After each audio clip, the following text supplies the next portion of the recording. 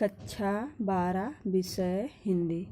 चलिए, सुमित्रानंदन पंत के द्वारा लिखित परिवर्तन हमको नहीं पढ़ना है और हम उनके द्वारा लिखित जो है बापू की प्रत पढ़ते हैं। तो देखिए, तुम मांसहीन, तुम रक्तहीन, है अस्त शेष तुम अस्थिहीन, तुम शुद्ध बुद्ध आत्मा केवल, है चिर पुराण, है चिर नवीन, तुम पूर्ण इकाई जीवन की, जिसमें असार भव शून्य दिन, आधार अमर होगी जिस पर भावी की संस्कृत समासीन। मांसहीन मतलब जिसके शरीर में मांस ना हो, रक्तहीन खून की कमी का शिकार व्यक्ति, अस्त से जिसके शरीर पर सिर्फ हड्डियां ही शेष हों, बुद्ध मतलब प्रबुद्ध ज्ञानी, चिर पुराण मतलब परंपरागत संस्कृति के पोषक, चिर नवीन सदैव नई संस्कृति के प्रतीक, आसार माने सारहीन तत्व रहित, भवसागर मतलब सागर, भावी माने भविष्य की, समासीन माने पुनः प्रतिष्ठित। इस पद्यांश के माध्यम से राष्ट्रपति महात्मा गांधी का गुणगान किया गया है।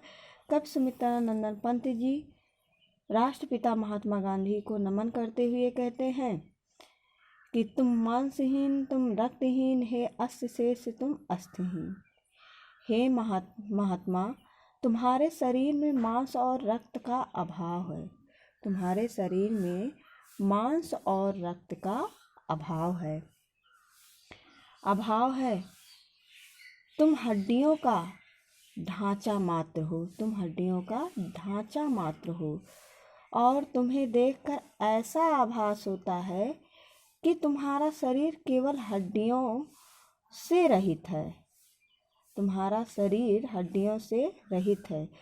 तुम जो है पवित्र, यहाँ देखिए, तुम शुद्ध बुद्ध आत्मा केवल, है चिर पुराण, है चिर नवीन, तुम पवित्रता एवं उत्तम ज्ञान से परिपूर्ण केवल आत्मा हो, हे प्राचीन संस्कृतियों के पोषक, हे नवीन संस्कृतियों के प्रतीक। तुम्हारे विचारों में प्राचीन व नवीन दोनों आदर्शों का सार विद्यमान है, जिसमें आसार भव शून्य लीन, आधार अमर होगी जिस पर भावी की संस्कृत समासीन।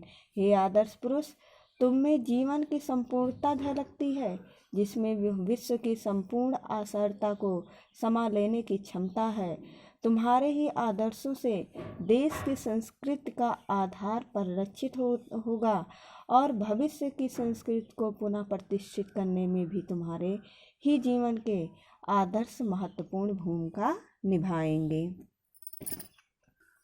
इसमें काव्यगत सौंदर्य है, रस शांत है, भाषा संस्कृत में शुद्ध परिष्कृत खड़ी बोली है, शैली गीतात्मक है, छंद स्वच्छंद है, अलंकार विरोधाभास यमक एवं रूपक है, गुण प्रसाद है, शब्द शक्ति अविधा एवं लक्षणा है। अगला देखते हैं। तुम मांस तुम ही हो, रक्त अस्य निर्मित, जिनसे नवयुग का तन, तुम धन्य तुम्हारा निशा त्याग, भे विश्व भोग का वर साधन, इस भस्म काम तन की रज से, जग पूर्ण काम नव जग जीवन, बीनेगा सत्य अहिंसा के ताने, बानों से मानवपन। निर्मित माने मतलब बना हुआ, नवयुग माने आधुनिक समय, निस्वाह माने निस्वार्थ, और वर्ष माने श्रेष्ठ, भस्म काम माने कामनाओं से भस्म करे, तन माने शरीर, रज माने धूल होता, ताना बाना कपड़े से बुनने के क्रम में लंबाई व चौड़ाई में प्रयोग किए जाने वाले धागे। इस पद्यांश में राष्ट्रपिता को नवयुग के निर्माता के रूप में कवि ने प्रस्तुत किया है। तो देखिए, आगे सुमित्रानंदन पंत जी बापू के बारे में कहते हैं कि तुम मांस तुम ही हो, रक्त अस्थि। हे बापू, तुम नवयुग के आदर्श हो। जिस प्रकार शरीर के निर्माण में मांस, रक्त और अस्थि की भूमिका महत्वपूर्ण होती है, उसी प्रकार इस नवयुग के निर्माण में तुम्हारे सद आदर्शों का अमूल्य योगदान है। तुम धन्य तुम्हारा निस्वाह त्याग, है विश्व भोग का वर साधन, इस भस्म काम तन की रज से, जग पूर्ण काम न जग जीवन।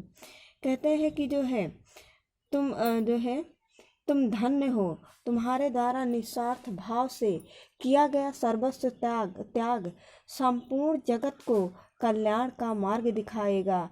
यह संसार तुम्हारे बताए हुए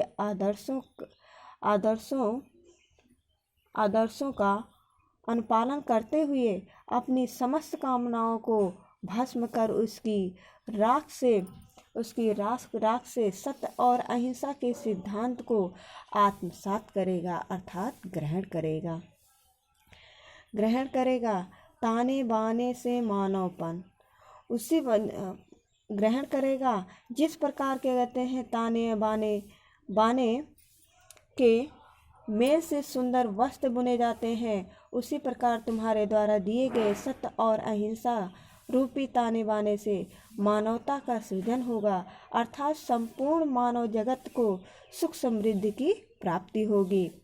काव्य सौंदर्य है, रस शांत है, भाषा संस्कृत में शुद्ध परिष्कृत खड़ी बोली है, शैली गीतात्मक मुक्त है, छंद स्वच्छंद है, अलंकार रूपक एवं उपमा, गुण प्रसाद है, शब्द शक्ति अभिधा एवं लक्षणा है।